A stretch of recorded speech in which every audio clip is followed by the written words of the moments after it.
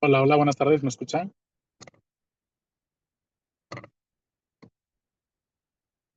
Escucha, se escucha. Sí, se lo escucha. Perfecto, también me están viendo, ¿es correcto? Sí, Perfecto, ¿qué tal? Buenas tardes. Bien, chicos, chicas, vamos a comenzar con nuestra conferencia del día de hoy, la tercera conferencia de este ciclo, tercera y última. Y el día de hoy nos acompaña la maestra Valentina Jara Silva, quien nos va a exponer el tema de trauma y resiliencia.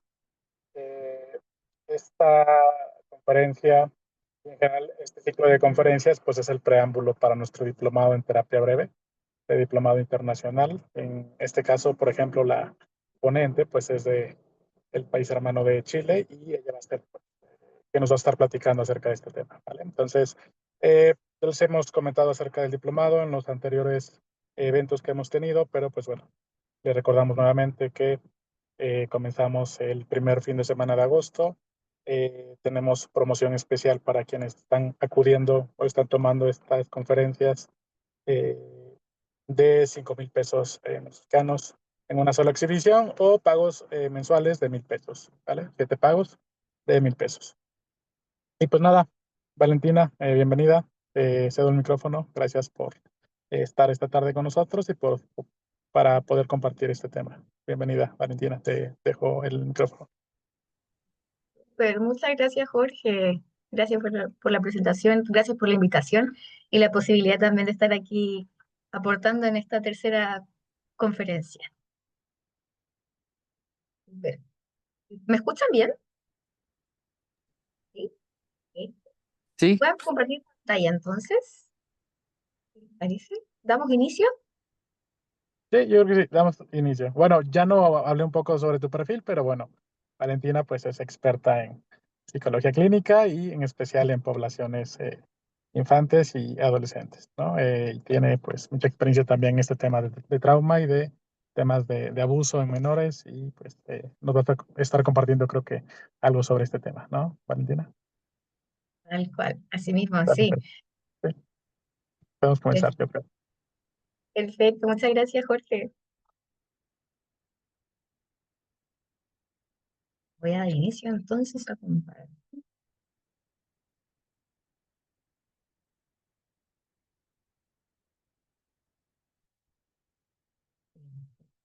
Cuéntenme, ¿se se ve ahí proyectado? Sí, sí se ve bien. Muchas gracias, Blanca. Bueno, como les comentaba Jorge, yo trabajo en general con población infanto-juvenil, también trabajo en realidad con adultos, y especialmente este tema de trauma y resiliencia es un tema que eh, lo he trabajado bastante desde la práctica, desde la teoría, es un tema que personalmente me interesa mucho. Em, y bueno, si bien hoy día tenemos no tanto tiempo, pero mi intención es poder mostrarle un poquito desde los postulados básicos de la terapia breve, también poder hablarles, les traje un caso para que podamos identificar algunos conceptos clave y cómo es que desde la terapia breve fui trabajando este caso para llegar a algunas conclusiones y mostrarle un poquito ya en concreto cómo es que se puede llevar a cabo el trabajo en trauma y vamos a trabajar también sobre la resiliencia desde la mirada de la terapia breve. Y bueno, ¿quién soy? Para presentarme igual un poquito más en detalle, soy psicóloga clínica, como decía Jorge, soy de Chile. Eh, en general, yo creo que los chilenos hablamos un poco rápido y si tal vez tengo algún modismo que no se entiende, ahí les pido que me puedan escribir en el chat o me paren un poco si voy muy rápido, porque creo que es un mal hábito que personalmente tengo. Así que si es que voy muy apresurado o no se entiende, les pido ahí que me puedan parar. También yo les propongo que podamos dejar al final un espacio de preguntas.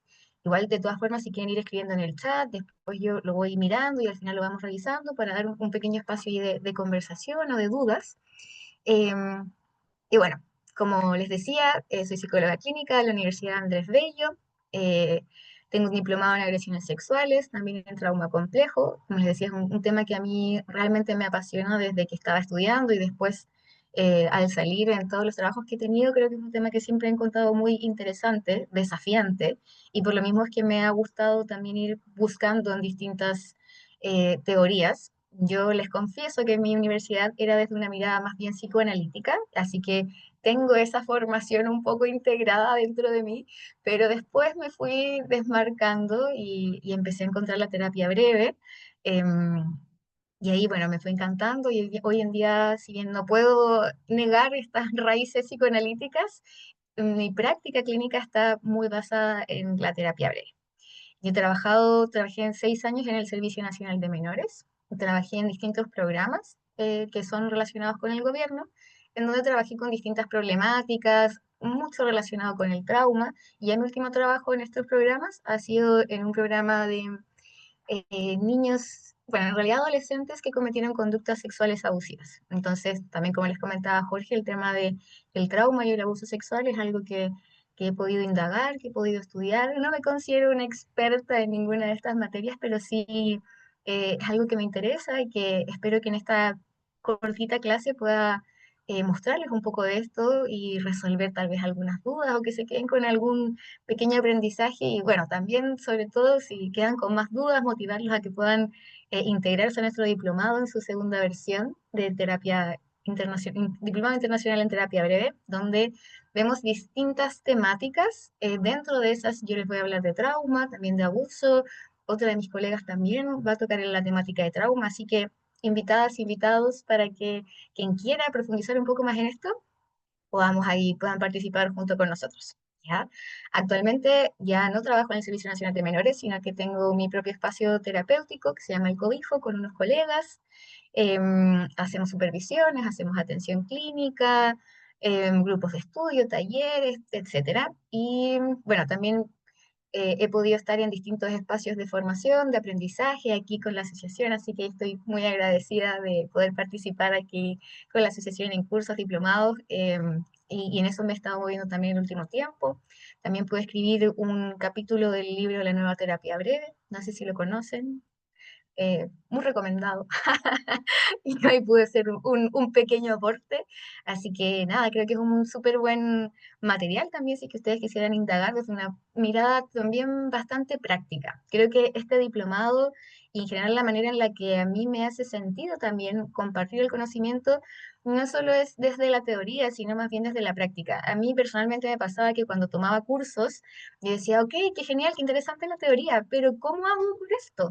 O sea, en realidad me quedo sin ninguna herramienta, lo entiendo tal vez cognitivamente, pero ¿cómo lo bajo a la práctica? Entonces, nuestra intención es en el diplomado siempre traerles práctica, casos, ojalá que sea un espacio colaborativo. Así que bueno, esta clase también va bastante teñida con esa forma. ¿Ya? Bueno. Para partir, no sé si alguno de ustedes ha tenido acercamientos o conoce un poco sobre la terapia breve. Yo les traje aquí una pincelada de algunos aspectos básicos de la terapia breve. Esta terapia viene de los orígenes de la teoría general de sistemas. Uno de los postulados básicos de esta teoría nos dice que un cambio en uno de los sistemas genera un efecto de cambio también en todos los demás sistemas que lo componen. También la terapia breve, específicamente la terapia breve centrada en soluciones, fue desarrollada por De Chasser, Insu Kimberg y sus colaboradores a finales de los años 70. Cuando hablamos de terapia breve, puede que ustedes se encuentren en la literatura, por ejemplo, que puede ser llamada terapia breve centrada en soluciones, puede estar también la pueden encontrar como terapia narrativa o como terapia estratégica. La terapia breve, en el fondo, engloba estos tres tipos de terapia. Yo personalmente partí mis estudios desde la terapia breve centrada en soluciones. Indagué después en la terapia narrativa y ya actualmente donde más he enfocado mis estudios es en la terapia breve estratégica. Y creo que es uno de los Creo que me hace mucho sentido esa mirada. Creo que de los tres podemos sacar algo y eso conforma toda la terapia breve, pero de los autores que actualmente a mí más me llaman la atención y creo que también nos traen cosas bien prácticas y súper útiles y un cambio en la mirada también de cómo llevamos la terapia, va más relacionado por esta línea de la terapia estratégica. ¿Ya?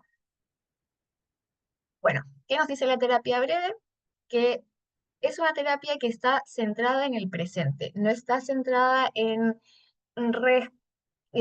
recabar ahí en el pasado, en el origen del problema. Yo les decía que asumo mis orígenes psicoanalíticos en donde todo estaba puesto en el pasado, en el motivo inconsciente que encontramos en la persona.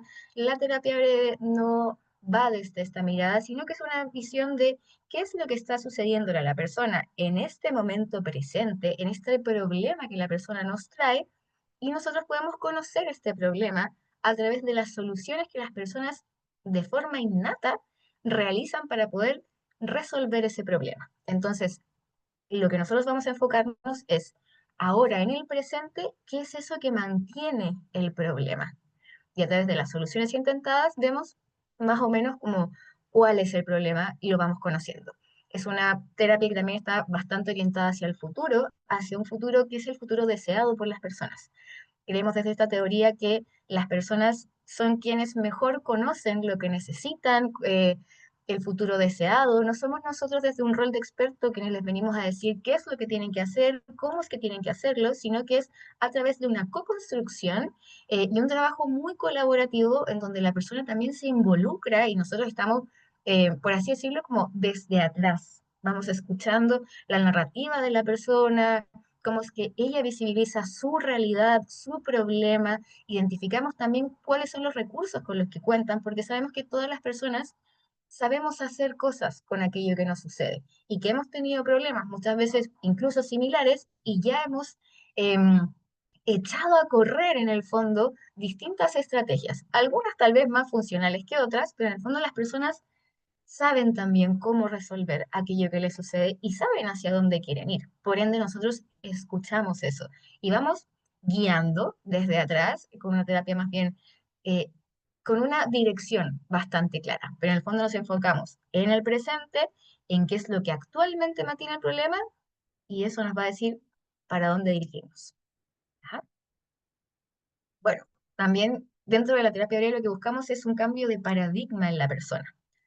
La terapia breve, más que enfocarse en que nosotros reflexionemos necesariamente como un primer paso para el problema, intentamos lo que se dice, hay algunos autores que lo postulan como una experiencia emocional correctiva, en el fondo que a través de actuar de forma diferente, de generar pequeños cambios en las acciones, la persona va a cambiar también en el futuro, incluso sus reflexiones y su forma de pensar. Es un cambio de mirada de aquello que le sucede. Entendemos que si yo actúo de forma diferente, cambia también mi pensamiento. No necesariamente porque yo me dé cuenta de algo, porque lo analice cognitivamente, yo voy a hacer un cambio. No sé, por ejemplo, si una persona sabe que fumar es malo, todos sabemos que fumar es malo, pero no porque yo sepa que fumar es malo quiere decir que voy a dejar de fumar. Entonces tengo que hacer pequeños cambios en concreto y en eso es lo que primero nos enfocamos para después ir integrando las reflexiones que me generan estos pequeños cambios. ¿Ya? Por ende buscamos, como les digo, este cambio en el paradigma de las personas. Lo central en la terapia breve también es la comunicación como herramienta de cambio. Como les decía, hay una dirección que nosotros vamos siguiendo y utilizamos una comunicación más bien estratégica en donde intentamos persuadir a las personas, ayudarlas en el fondo, pero todo nuestro lenguaje tiene una intención. No solo estamos ahí escuchando, conteniendo, sino que ambos sabemos hacia dónde nos dirigimos y nuestra comunicación y nuestro lenguaje ayuda a que la persona también vaya generando como nuevas visiones y la vamos impulsando en esta dirección. ¿Ah? Y bueno, finalmente, también como le dice su nombre, la terapia breve implica un tiempo breve de intervención. Eh, en los libros más, o en la literatura no tan contemporánea, siempre se hablaba de que la terapia breve, específicamente, o lo que yo más conocía en la terapia breve centrada en soluciones, se hablaba de que es una terapia que en general bordea las 10 sesiones. A mi percepción, y creo que lo que también he podido leer últimamente, es que no necesariamente son 10 sesiones, no tiene que ser que yo digo, ok, estoy con mi paciente, pero si ya voy en la 10 y sigo, ya fallé como terapeuta breve, No, en realidad hay problemáticas que son un poco más complejas y que tal vez van a requerir un tiempo mayor de intervención, pero en general es un tiempo más acotado. No es, como les digo, rígidamente 10, a veces puede tardarse menos, sucede, o a veces también puede tardarse más, pero en general intentamos que los procesos sean mucho más breves, mucho más eficientes en el fondo. Dentro de este proceso de cambio que utilizamos en la terapia, yo quise colocar estos cuatro pilares, a mi parecer, dentro de la terapia breve. Primero, como les decía antes, es una terapia focalizada. Es una terapia que tiene objetivos. Los objetivos no los coloco yo. No le vengo a decir a la persona, tu problema es este, por ende esto es lo que vamos a trabajar y este es el resultado que vamos a obtener. No, la persona vamos co-construyendo el objetivo. En general, las personas llegan a nosotros y tienen una queja, algo que les molesta, algo que no está funcionando. Intentamos nosotros transformar esa queja inicial, porque además, no todo aquello, no todo de lo que yo me quejo, necesariamente quiero hacer algo con eso. A veces puede ser una descarga, ¿cierto? Entonces, creo que ahí es súper importante poder pasar de una queja a una demanda en específico con la persona. O sea, ok, esto no me está gustando, esto estamos sintiendo, pero necesito ir a una dirección. ¿Qué es lo que necesito? ¿Cuál es mi demanda dentro del proceso? Y de esa demanda yo traspaso a un objetivo. Ese objetivo, como les digo, la persona lo sabe, yo lo sé, tenemos una dirección marcada. Ese objetivo, ojalá que sea medible, que sea concreto, lo más objetivo en el fondo posible, que sea un objetivo, por así decirlo, como en positivo, más que dejar de hacer algo, lograr hacer algo, y que sea pequeños pasos. En terapia breve entendemos que pequeños pasos generan grandes cambios, pequeños cambios generan grandes cambios. Entonces, podemos ir partiendo de a poquitito, en fondo con algo más concreto, más medible, y nos vamos en el fondo acercando, ¿ya? Son objetivos que tienen que ver con el futuro, no puede ser como con algo del pasado, sino con aquello que la persona desea, a ese estado tal vez, o aquello que observa en su futuro, que en el fondo va muy, si la persona tiene una queja y esa sensación de malestar, más allá del malestar, ¿qué es lo que necesitaría en este futuro? Y vamos co-creando los objetivos y esa es la dirección de nuestra terapia. Es una terapia que se basa más que en los déficits o en las carencias, por así decirlo, en los recursos que tienen las personas, porque entendemos que todos nosotros tenemos distintos recursos, como les decía antes, todos hemos pasado por un problema, todos hemos pasado por dificultades, por dolores, por situaciones que a veces eh, nos hacen incomodarnos y tenemos estrategias para eso. Hemos utilizado en todas las etapas de nuestro desarrollo, hemos adquirido herramientas, recursos personales, sociales, familiares, y esos recursos son, en el fondo, como nuestro piso. Y desde ahí nos vamos sosteniendo para, desde estos mismos recursos, irlos potenciando para lograr la solución de nuestro problema. Es un modelo que intenta promover la autonomía de las personas. Es la persona la que genera cambios, es la persona la que comprende su proceso y hasta dónde vamos en el proceso. No soy yo, como les decía, es la misma persona a la que intentamos entregar herramientas concretas para generar un cambio en el paradigma, en la perspectiva, una nueva vivencia.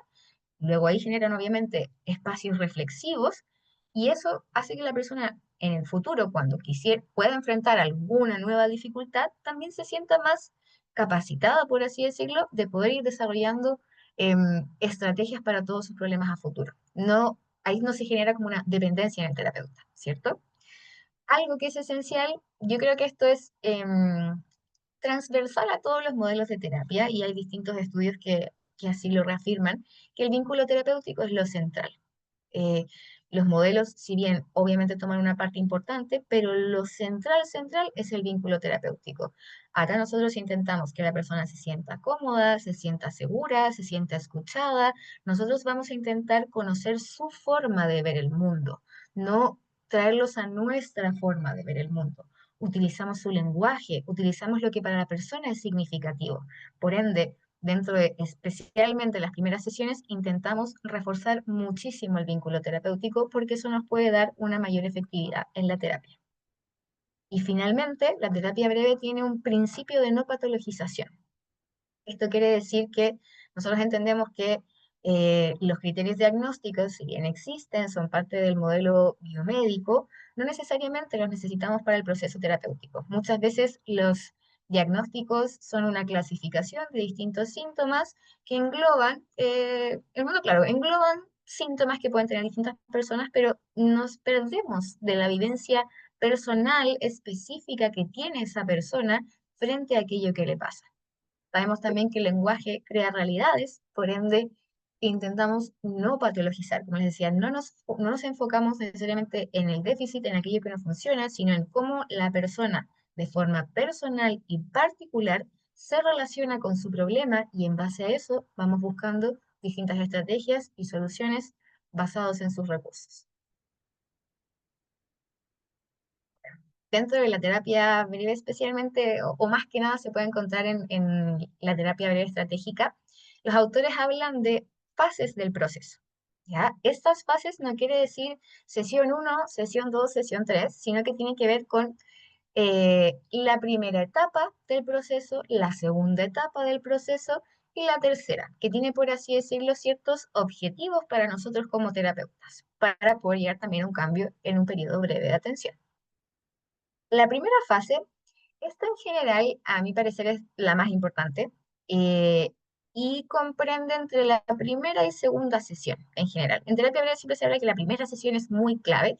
Yo creo que hay momentos, situaciones, pacientes con las que se puede llegar a esto en la primera sesión. A veces nos podemos demorar más y creo que está bien, pero es nuestro primer objetivo en el fondo. Construimos una relación terapéutica sí o sí. Y también intentamos desbloquear el síntoma, es decir, identificamos el problema de la persona y a través de estrategias basadas principalmente en tareas terapéuticas que invitan a la persona a hacer algo diferente con su problema para poder desbloquear, por así decirlo, este síntoma, darle como un giro en 180 grados para que tengan esta experiencia y puedan hacer algo distinto. Como les decía, es como una vivencia correctiva, siempre a través de tareas terapéuticas. Creo que el modelo de terapia breve tiene muchos tipos de tareas terapéuticas y creo que para mí eso es un gran plus. A través de distintas problemáticas, hay tareas como muy icónicas, pero creo que las tareas también se van siempre adecuando a la persona, a lo que la persona le hace sentido.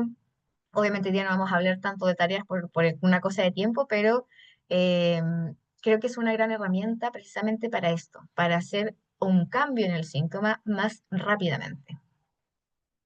La segunda fase, como les decía, la primera es como primera, segunda sesión. La segunda fase, después, si identificamos que la tarea que yo le envié a la persona sí genera un cambio en su sintomatología, en su problemática, en su sensación de malestar, por ejemplo, intentamos reforzar esos primeros cambios.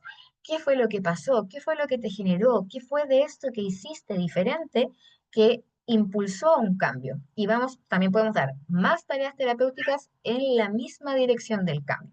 Entonces, reforzamos, iluminamos estos cambios, iluminamos los recursos que tiene la persona para hacer eso y vamos continuando a través de nuestras tareas para seguir en esta dirección de nuestro objetivo, en la dirección del cambio.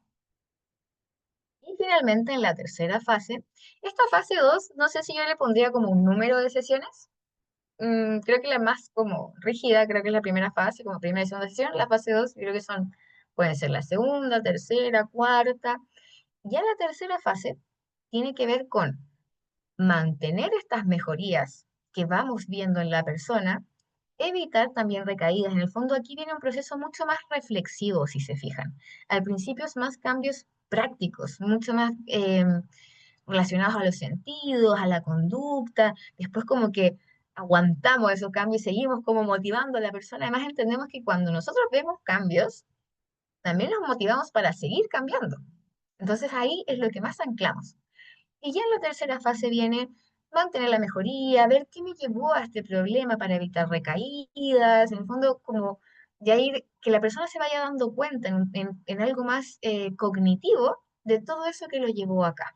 Y también podemos integrar cambios más allá del motivo de consulta. una persona, por ejemplo, puede haber consultado porque, em, no sé, el ejemplo que les daba antes, bueno, y hizo distintos cambios, pero tal vez también se dio cuenta que este cambio le hizo una mejoría en sus relaciones interpersonales, en su estilo de vida, en su alimentación. O tal vez hay cambios que la persona quisiera seguir realizando y acá es donde podemos como rearticular la terapia. En fondo, ¿qué otras cosas cambiaron a través de esto? Y también es en esta fase si la persona dice, bueno, quisiera trabajar otra cosa, otro objetivo, ok, entendemos bien todas estas fases y después volvemos a la primera fase y nos proponemos un nuevo objetivo y lo vamos trabajando de la misma forma, ¿ya? Como que lo que más les quiero reforzar de aquí es fase uno, base en la relación, iniciamos con las tareas, cambios muy prácticos, después los sostenemos, después vamos reflexionando sobre estos cambios. ¿No? Bueno, quise traerles un caso como para ejemplificar, se los voy a leer.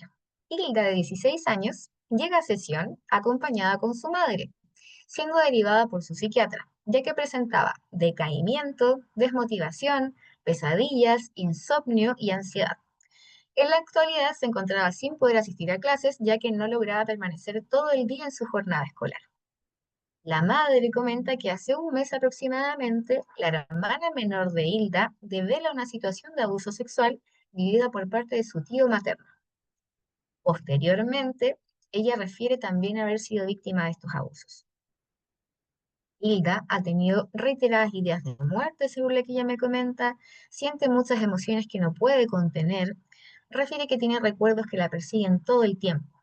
Dice, intento tocar violín, estudio varias horas al día, en la noche veo series o TikTok para no dormir y así no tener pesadillas. En ocasiones, también cree ver a su tío cuando ve hombres mayores en la calle, por lo que le ha estado pidiendo a sus hermanos y padres que la vayan a dejar en auto al colegio o a cualquier lugar a ella transite, incluso, por ejemplo, cuando la llevan al colegio, que la acompañen hasta su sala de clases. Y ella me dice, quiero dejar de sentirme mal, quiero dejar de tener todos estos recuerdos.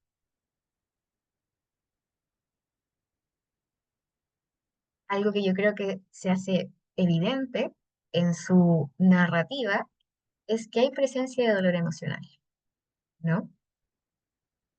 ¿Les hace sentido? Pueden hacerme así con la carita o como que no, o en el chat, manito. Vemos que puede haber presencia de dolor emocional, de malestar. Bueno, ¿de qué hablamos cuando hablamos de dolor emocional? Esto lo extraje de un libro que se llama La mente herida, que es a mí parece un súper buen libro de Nardone, Milanesi y Cagnoni, que es bastante actualizado a mi parecer. Estos autores nos dicen que cuando nuestra mente resulta herida a causa de experiencias demasiado dolorosas o espantosas, las emociones que solemos vivir pueden convertirse en ingobernables. Nos encontramos pues con la explosión de tres de las cuatro emociones primarias, el dolor, el miedo y la rabia. No necesariamente tras haber vivido una experiencia de daño, vamos a tener las tres emociones. Puede que a veces predomine una o la otra o las dos o converjan las tres, puede ser, ¿ya? Y muchas veces estas emociones después se acompañan con una respuesta fisiológica, que es la que ocurre, por ejemplo, cuando estamos en presencia de la angustia o de la ansiedad, en donde estas emociones se vuelven mucho más intensas, ¿cierto? También sabemos que, o estos autores nos dicen, que la palabra dolor viene de la mano de la palabra pérdida.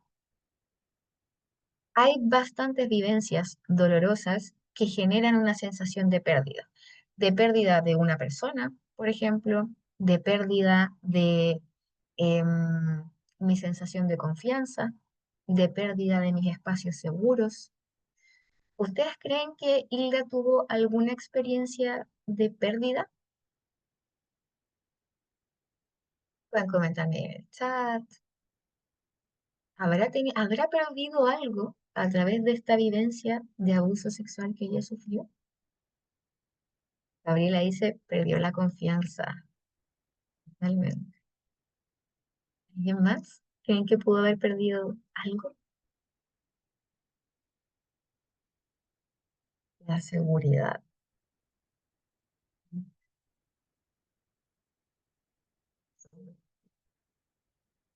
Yo también comparto con Gabriela. La confianza en el mundo, en sí misma, su sensación de seguridad, el hecho de tener que pedir ayuda permanentemente a sus cercanos para que la acompañen, perdió también como, por así decirlo, la sensación de libertad, de poder moverse en el mundo, ¿cierto? Su intimidad también. José Alberto nos dice, pérdida de sí misma, hay un vacío. ¿Sí?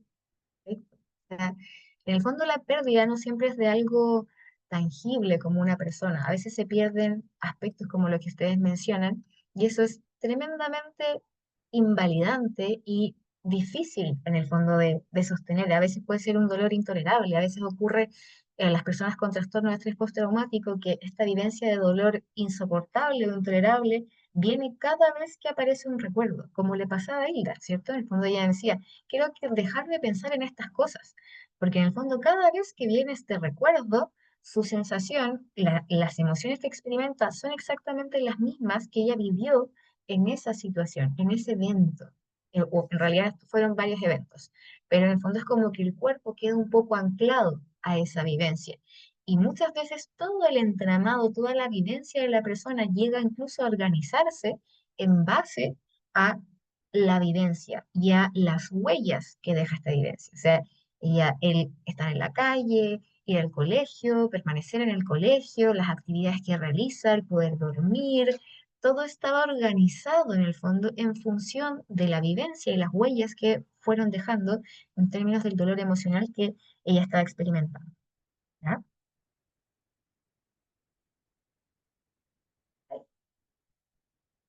No podemos, obviamente, cuando hablamos de dolor emocional, eh, no relacionarlo con la palabra trauma. ¿Ya? Dentro de estos mismos autores, yo les reconozco que soy muy fanática. Así que dentro de estos autores, ellos nos describen el trauma como una herida. Es una herida, es una vivencia en el fondo, que genera impacto, un impacto tan grande que da la impresión de hacer un surco profundo, una separación entre el antes y el después. Antes de esta experiencia yo tenía lo que hablábamos, por ejemplo, la seguridad, la confianza, la libertad. De cierta manera, ocurre este evento y da la sensación de que hay otra vivencia, que la persona a sí misma se ve distinto y su lectura también del mundo es diferente. Por eso se habla como de un surco que quiebra la narrativa de la persona. Estos autores también hablan de que es una experiencia emocional correctiva negativa que introduce un cambio catastrófico en la vida de la persona y abre un desgarro en su sentido de la realidad y en su equilibrio personal.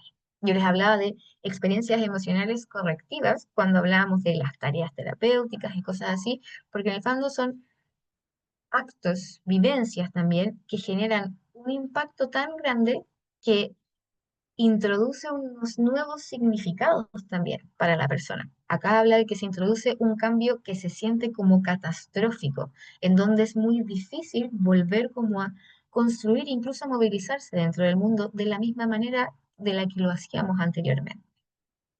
Y se rompe, como dicen, el sentido de la realidad o la visión que teníamos de la realidad y se genera un desequilibrio.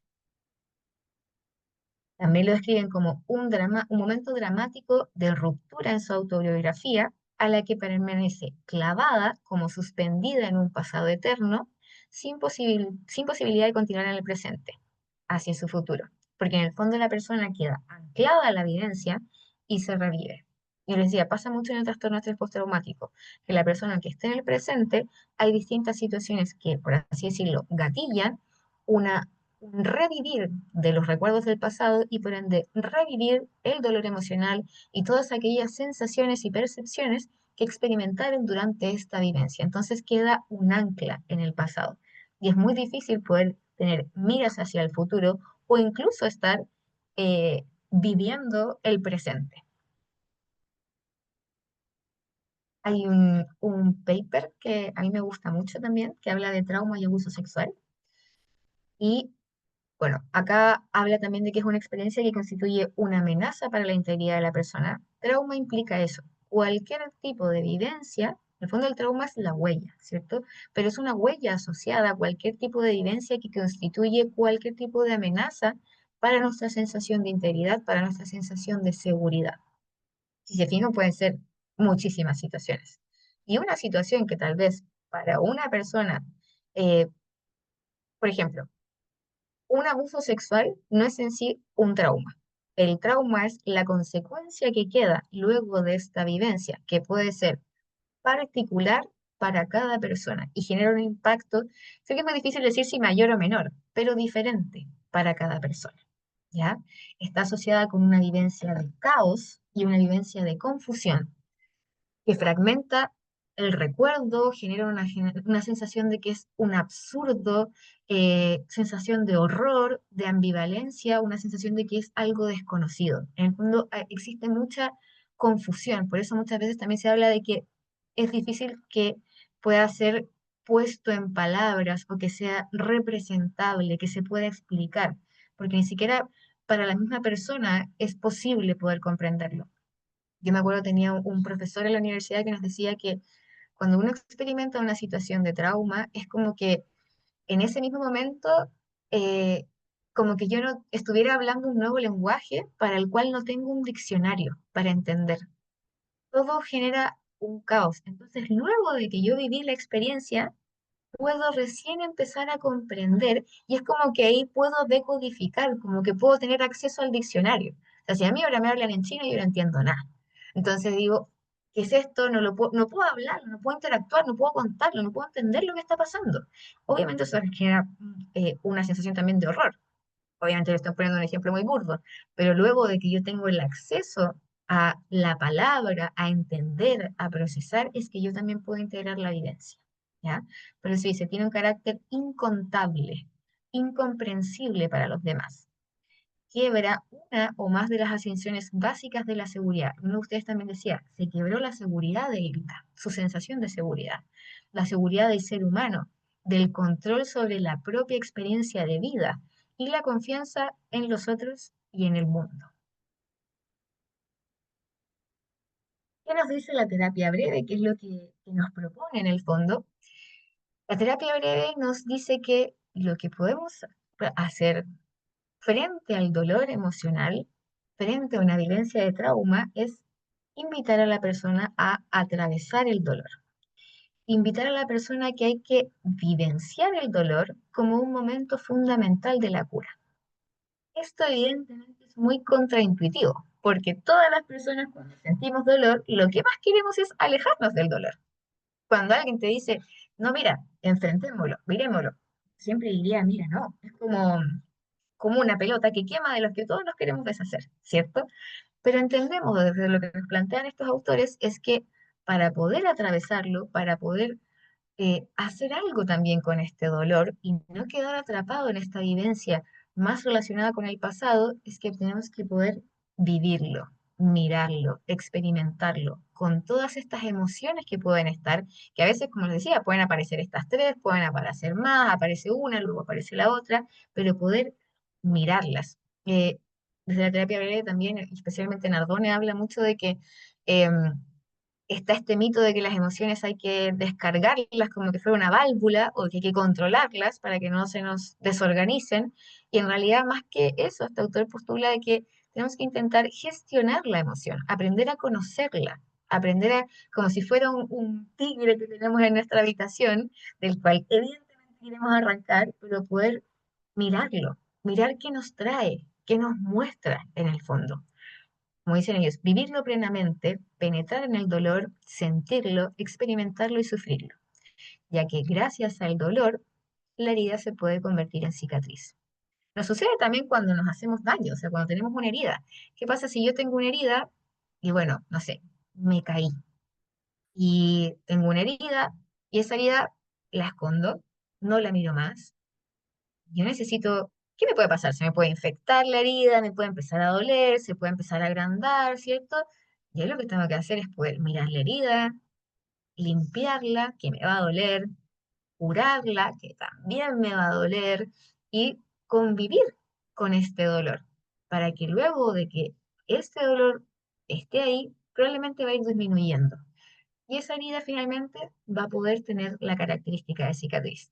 Esa cicatriz yo no la voy a olvidar, va a haber un recordatorio en mi cuerpo, ¿cierto? Pero esa cicatriz también va a ser, por así decirlo, un recordatorio de todo aquello que experimenté, pero también de todo aquello que yo aprendí. Nos dicen estos autores también que a veces las personas, para poder no sentir el dolor, porque claramente yo les decía, es algo que nadie, es una experiencia rechazada, sí o sí. Entonces, las personas, de manera innata, intentamos estratagemas o estrategias, por así decirlo, que momentáneamente nos hacen creer que podemos evitarlo, pero que en realidad no funcionan. Creo que todas las personas en algún momento hemos tenido una sensación de dolor, pero en el fondo esta sensación de dolor muchas veces la intentamos evitar. Pero no porque la intentemos evitar, quiere decir que esa experiencia desaparece, ¿no? En el fondo, muchas veces vuelve. Si yo intento pensar en otra cosa, intento hacer como que no sucedió, me lleno de tareas, por ejemplo, lo que decía Hilda. Intento ver TikTok, intento estudiar más, intento tocar violín. Finalmente, la mente tiene como esta trampita, creo yo, que cuando yo intento no pensar en algo, más lo pienso. Entonces, mostrarle también a las personas que primero entendemos que su forma de resolver este problema es porque tal vez estas estrategias en otro momento funcionaron, o porque son las que instintivamente sentimos que son las que nos acomodan. Es lo que podemos hacer con eso. No juzgamos a la persona porque intenta evitar, por ejemplo, porque sabemos que tiene alguna funcionalidad esa estrategia que realizó, pero también podemos mostrar que precisamente esa estrategia puede ser la que está llevando a que el problema esté cada vez más presente y me quede incluso anclada a ese pasado y no me permita avanzar. No sé si algunos de ustedes eh, han tenido una experiencia dolorosa que tal vez se puedan acordar, cualquiera sea. Estos autores también nos dicen que uno puede meditar, reflexionar, integrar aprendizajes una vez que la experiencia ya pasó. No puedo en ese mismo momento reflexionar, sacar lo positivo, entre comillas, o aquello que me enseñó. Solo lo puedo hacer una vez que esto ya lo he superado, en el fondo. Ustedes, sin hablar para nada de la experiencia, pero si alguien quisiera como compartir en el chat en una palabra, ¿ustedes sienten que pudieron em, ganar algún aprendizaje luego de esta experiencia de dolor? Cuando la miraron, la sufrieron, a veces porque la tuvimos que enfrentar o porque ya después del tiempo no pudimos hacer nada más que atravesar el dolor. Si pudieran definir una palabra en el chat, ¿sienten que hubo algún aprendizaje, una nueva sensación, algún recurso que ganaron a través de esta experiencia de dolor?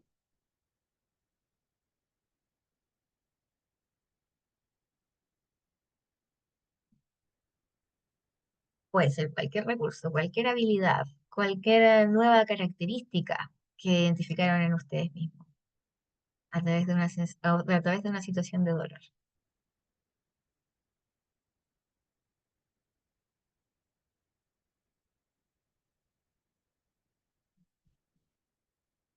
Gabriel le dice empatía con mi pareja.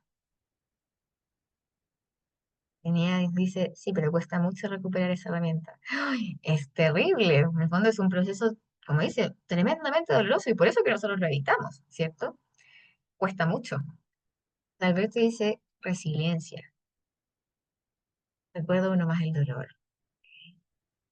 Yo creo que las experiencias, efectivamente uno después de que las pasa, como que uno atraviesa el dolor, es que ahí recién uno puede decir, esto es aquí. Pero cuando estamos experimentando el dolor, como decía tener, porque en el fondo es muy difícil atravesarlo. Y hay momentos que uno recuerda y vivencia el dolor. Entonces en ese punto es muy difícil poder decir, esto es aquí. Por eso es lo que les hablaba de las fases. Eh, Al principio intentamos hacer nuevas experiencias, después podemos reflexionar, después podemos decir, esto saqué. Ateneas dice, yo creo que uno no sabe cómo procesarlo para reconocer una ganancia. Exacto, lo que decíamos antes, el trauma, las experiencias de dolor, no tenemos a veces herramientas para poder entenderlo, procesarlo, digerirlo. Dentro de la terapia breve, lo que intentamos hacer es entregar algunas herramientas para poder generar una nueva experiencia, acompañar a enfrentar este dolor, que es obviamente muy difícil de hacerlo, para luego reconocer la ganancia. Pero no puedo intentar reconocer la ganancia cuando me está pasando. No puedo hacerlo desde el inicio. Alexis nos decía, aceptar a mi pareja y evitar las suposiciones. La comunicación es nuestra amiga. ¡Ay, manso recurso, manso aprendizaje! Y claro, me imagino lo difícil que es problemáticas o discusiones con la pareja. Pero en el fondo, luego de que esto suceda, me dice, tengo esta nueva herramienta. No sirve, ¿cierto? Alguien dijo aquí en el chat, resiliencia. ¿Ya? ¿A qué nos referimos cuando hablamos de resiliencia? Natalia también nos dice, en el fatigoso recorrido, y fatigoso recorrido, imagínate esa palabra, diciendo que está muy bien utilizada, de travesía del dolor, experiencia tras experiencia, se crea un círculo virtuoso de aprendizajes emocionales, que son la base de la resiliencia y de la determinación. Hay un autor que a mí me gusta mucho que se llama Boris Cyrulnik, y él habla bastante de la resiliencia. Y él dice, resiliar es desde luego rebotar, reanimarse, ir hacia adelante después de haber padecido un golpe o vivido una situación traumática. Cuando él dice, vivió una situación traumática, reboto, voy hacia arriba, es un ir hacia adelante. En el fondo, la resiliencia es un proceso, es una consecuencia, es algo que surge luego de que yo atravieso una situación dolorosa, una vivencia traumática, es una consecuencia muchas veces inevitable, ¿cierto? Las personas que se han enfrentado a dolores emocionales, a vivencias traumáticas, sin duda cuentan después con recursos que otras personas no cuentan. Y como les digo, es una consecuencia, no es un estado emocional, no es que yo ahora estoy resiliente, sino que es un mérito, por así decirlo, una consecuencia innegable de haber atravesado esta experiencia de daño. Quien ha atravesado el dolor, como les decía, como ustedes también lo pudieron decir, contempla o tiene en el fondo nuevos recursos. Puede haber mayor adaptabilidad, mayor capacidad de comunicación, mayor seguridad, la capacidad de mitigar otros golpes, etcétera. En el fondo, las experiencias de daño también nos invitan posteriormente a la reflexión. Bueno, en el caso de Hilda, desde el modelo de terapia breve, yo les quiero mostrar aquí qué fue lo que yo realicé con ella. Primero, eh, yo le propuse externalizar estos recuerdos, porque ella tenía muchísimos recuerdos de toda esta vivencia, como flashbacks, y le propuse escribir estos recuerdos. Ella me decía que lo que más era, quería evitarlo, entonces yo le estaba proponiendo algo completamente distinto. Yo cuando empezamos a conversar en las primeras sesiones, ella me decía que le gustaba mucho escribir. Entonces utilicé eso que a ella le gusta para proponerle esta tarea.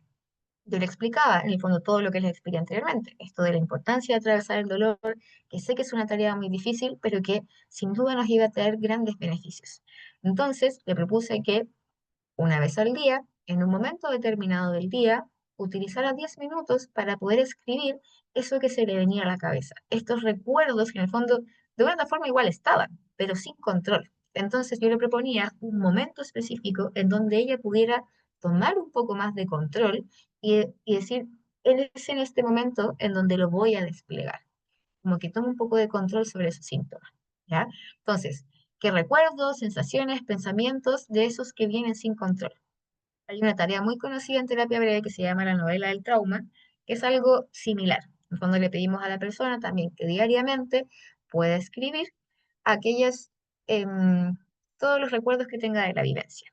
Es una tarea tremendamente fuerte y dolorosa, pero lo que hace precisamente es que la persona tome el control de estos pensamientos, los enfrente y luego de enfrentarlos es que esta sintomatología tiende a bajar. Luego lo que hicimos es una externalización simbólica. En el fondo, poner afuera en una representación simbólica, eh, todas aquellas emociones, sensaciones, como algo que está fuera de mí, no está dentro de mí. En el fondo, toda la consecuencia del trauma no necesariamente la integro como constitutiva de mi identidad, la coloco afuera. Lo hicimos con un collage en sesiones, porque también le gusta mucho lo artístico, que ella pudiera incluir de manera libre todo lo que ella asociaba con la vivencia. También utilizamos cartas de un juego que se llama Dixit, que es como muy... Las imágenes son como que uno puede interpretar muchas cosas, son bien abstractas, entonces también las utilizamos. Después empezamos a hablar con estas tareas y le bajó mucho este tema del recuerdo que viene permanentemente.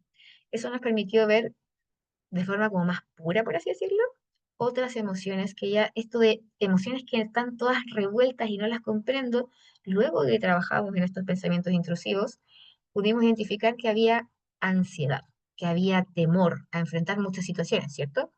Hay una tarea de la terapia breve que se llama la peor fantasía, que en el fondo implica pedirle a la persona que pueda escribir también. Nosotros lo hicimos más bien en conversaciones en la sesión y algunos escritos, donde pudiera pensar cuáles son los peores temores, los peores escenarios a los que ella pensaba que se iba a enfrentar. Muchos de ellos venían, por ejemplo, de la mano de encontrarme a esta persona, que esta persona viniera a la casa, o que, por ejemplo, en el colegio alguien se diera cuenta que ella había vivido una experiencia de este tipo. Y con Isla también trabajamos, como también es menor de edad, con su mamá, de poder identificar estas peores fantasías y qué es lo que podría llegar a pasar en esa situación. Entonces involucramos a la familia para poder darle una contención y apoyo frente a eso, no que lo enfrentara de forma solitaria.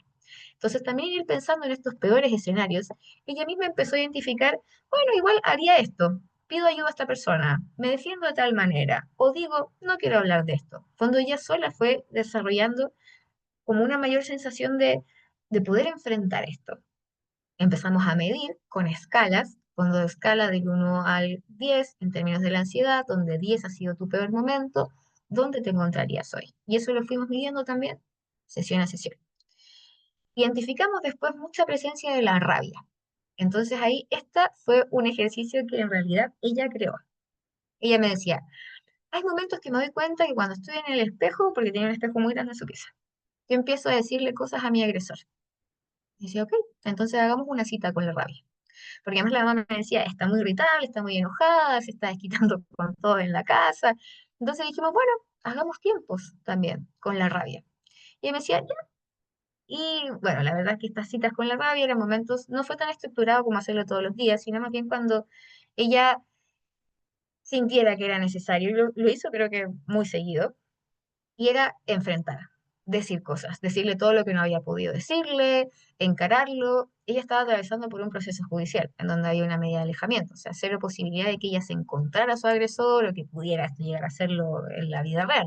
Pero fue una manera también de que ella mirara estas emociones y las pudiera también canalizar de alguna forma. Otra tarea que después hicimos ya en la segunda fase, eh, un identificamos los recursos que ella veía, o sea, en el fondo, qué ha logrado enfrentar, lo que ha logrado atravesar, porque empezó también en esta fase, ya la segunda fase, a atreverse a hacer un poco más de cosas. Entonces, siempre en el proceso de terapia breve, nosotros vamos iluminando los recursos. Mira, ¿cómo lograste hacer esto? Oye, mira, esta habilidad, qué buena. En el fondo, como vamos marcando unas nuevas, como las nuevas perspectivas que ella va teniendo de sí misma.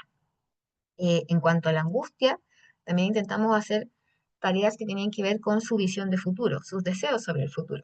Eh, y con esto también intentar reconectar con la posibilidad de esperanza y de cambio en el futuro. Integramos una lista de actividades de disfrute, porque hace mucho tiempo que ella no lograba disfrutar de actividades. Entonces, hicimos una tarea que se llama me acuerdo el nombre exactamente, pero era como mi día perfecto. Entonces, incluíamos, o hicimos una lista de todas aquellas cosas que harían que un día para ella fuera perfecto. En general, actividades de disfrute.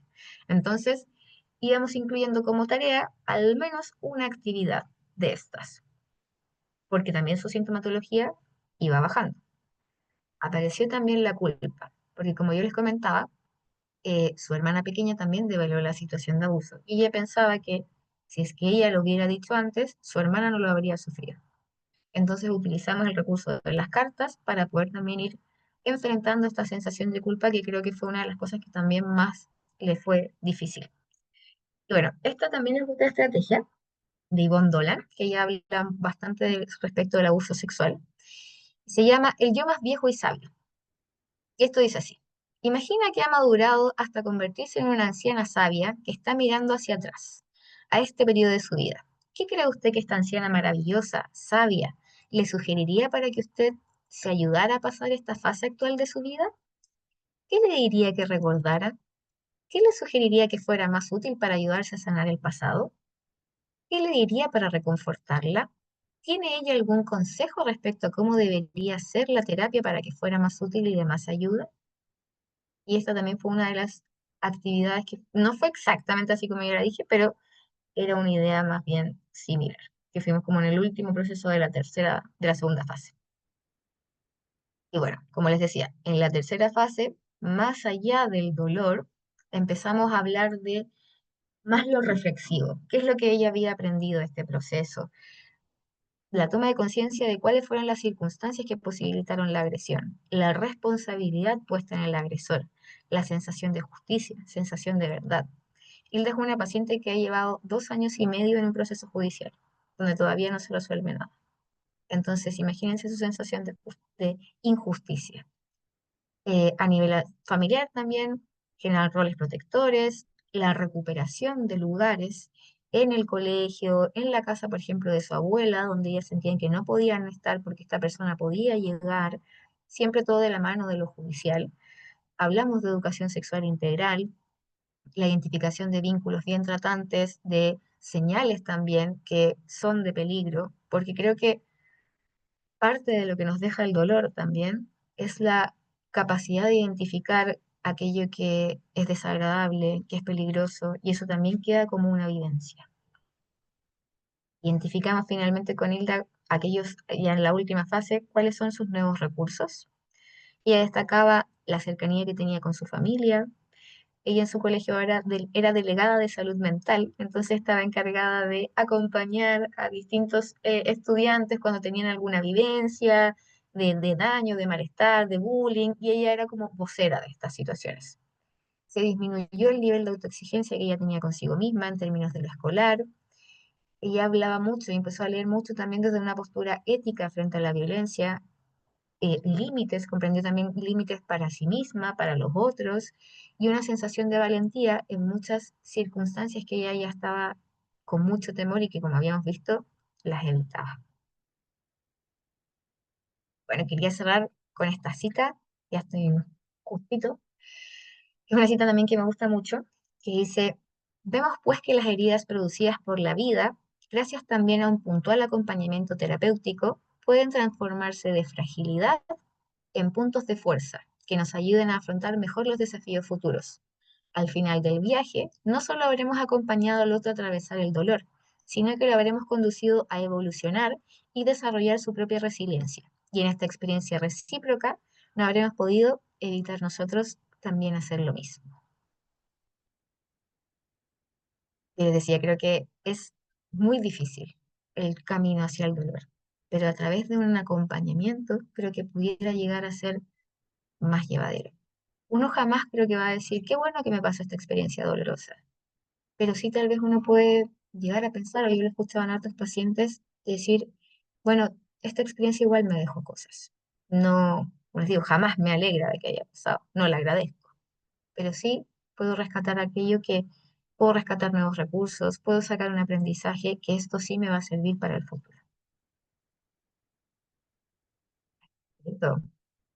Cuéntenme si tienen alguna duda, algún comentario. Yo sé que fue medio rapidito, pero si alguien quiere comentar algo,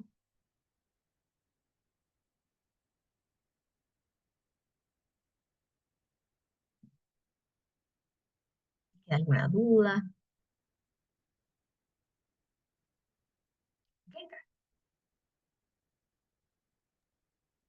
Hola, buenas tardes. Pues solamente comentarte que fue muy, muy claro, la verdad es que me fui imaginando todo y dije, ay, qué bonito trabajo de todos los recursos que descubrió Hilda. y la verdad es que muy claro todo y te agradezco mucho. Me gustó, me agradó. Gracias. Muchas gracias, Bianca, a ti. Me alegro que haya sido claro, que se haya podido entender y claro, me encanta que hayas dicho, me lo pude ir imaginando. Porque creo que, yo le decía al principio, a veces uno dice, ya, la teoría, la teoría, la teoría, pero ¿cómo bajamos eso? Entonces, por eso quise enfocarme más en un caso. Muchas gracias, Bianca, de verdad. Me alegro que te haya sido, que te haya gustado. Ojalá haya sido de ayuda. Gracias. María dice, excelente, muchas gracias por su ponencia. El libro se llama La mente herida, sí, de Nardone. Hay otro libro también que es muy bueno que se llama Curar el pasado. También es de Nardone. Eso yo creo que lo pueden encontrar, yo creo que en librería o en internet. Tenía muy buena exposición, felicidades, gracias. Muy digerible, me encanta la terapia breve, pronto tomar el diplomado. Ay, maravilloso, muchas gracias. Gracias, gracias. Bueno, me alegro que les haya gustado.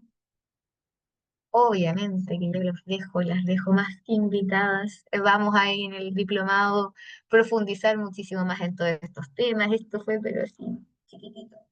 De verdad que este diplomado ha sido muy pensado, muy elaborado. Somos tres psicólogos que tenemos miradas similares, pero también bastantes miradas diferentes. Entonces creo que eso también lo hace bueno. Como les decía al principio, es un diplomado que tiene harto de análisis de caso, de traer la práctica, de traer ejercicio. A mí me gusta mucho esto de mostrar la tarea, cómo adecuamos la tarea, cómo lo hacemos, siempre identificando a la persona, al paciente con sus recursos, cómo vamos adaptándolo, pero con herramientas súper prácticas. Erendira, Hola, buenas hola. noches. Bueno, yo tengo una pregunta.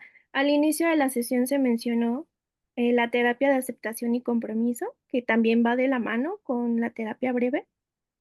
¿Es así? No, yo mencioné la terapia narrativa. Ah, narrativa. Sí, la Ah, terapia narrativa, la terapia breve centrada en soluciones y la ah, terapia estratégica.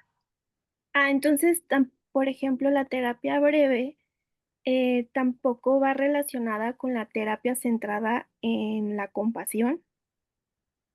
Desde lo que yo conozco, no, Ok. no, no lo conozco desde esa mirada.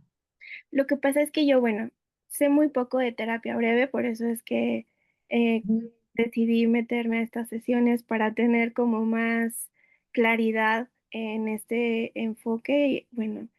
Y bueno, lo que conozco más, pues sí es la terapia centrada en la compasión. Y bueno, por eso yo preguntaba, ¿no? Si tenían relación estas terapias que no sé si estoy en lo correcto, pero creo que también se le llaman de la tercera generación. ¿Es así? ujú. Sí. Sí, Bueno, también se les llama de terapia de tercera generación, pero la terapia breve no está incluida dentro de las terapias de tercera generación. Yo desconozco más en profundidad todas estas terapias de tercera generación.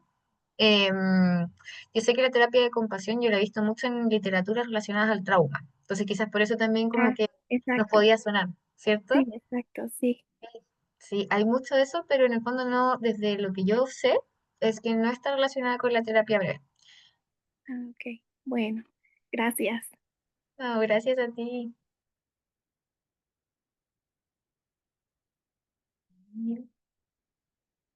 Alberto, la teoría es fascinante y la práctica es algo extraordinario. Hoy, muchas gracias. Ay, muchas gracias, excelente exposición, Alexis. A mí me encantó. De hecho, yo apliqué eso de confrontar el trauma con un chico que es un adolescente ya que está en una casa hogar. Me encantó toda la información y lo puedo relacionar con el caso de mi chico. Ay, muchísimas gracias. Maravilloso. Bueno, como les decía, si quieren indagar más en esto, em, yo les voy a traer en el diplomado módulos de terapia infantil, de terapia adolescente y también de abuso sexual. Y al final tenemos un módulo de análisis de casos donde los invitamos a que puedan traer sus casos. Esto no es una instancia evaluativa, sino es una terapia, o sea, es una terapia, es un espacio formativo de colaboración. Nuestra intención siempre es que sea un espacio donde se sientan cómodas, cómodos, seguros. Yo de verdad que creo que entre todos juntos podemos aprender mucho más. Todos tenemos nuestro espacio de lo que sabemos y en conjunto creo que el aprendizaje se hace mucho más rico. Así que nada, los dejo muy invitados a que nos veamos nuevamente, y a que puedan inscribirse en el diplomado. De verdad que viene muy de cerca el comentario, pero yo creo que es un buen diplomado. Así que bueno, solo me queda darle muchas gracias por la participación, por haberse conectado. Les dejo, no, ay, aquí les dejo eh, mi Instagram del lugar donde yo trabajo, que se llama Espacio El Cobico, que ahí yo también lo miro, lo tenemos con dos colegas, pero si quieren conocer de nuestro trabajo, no es que subimos tantas cosas, pero también puede ser un canal de comunicación. Y mi correo también, que es ps.valentinajara@gmail.com. Si tienen cualquier duda o si tal vez alguno de los textos o citas que les mostré les llama la atención, también me los pueden pedir por correo, yo ningún problema se los envío. Cualquier cosa, cuenten conmigo. Así que nada, muchísimas gracias a todas y a todos. Espero que tengan Así un... es. Gracias. Alexi dice que el programa comienza el 1 de agosto, ¿cierto? Sí. Gracias, Erundina. Muchas gracias.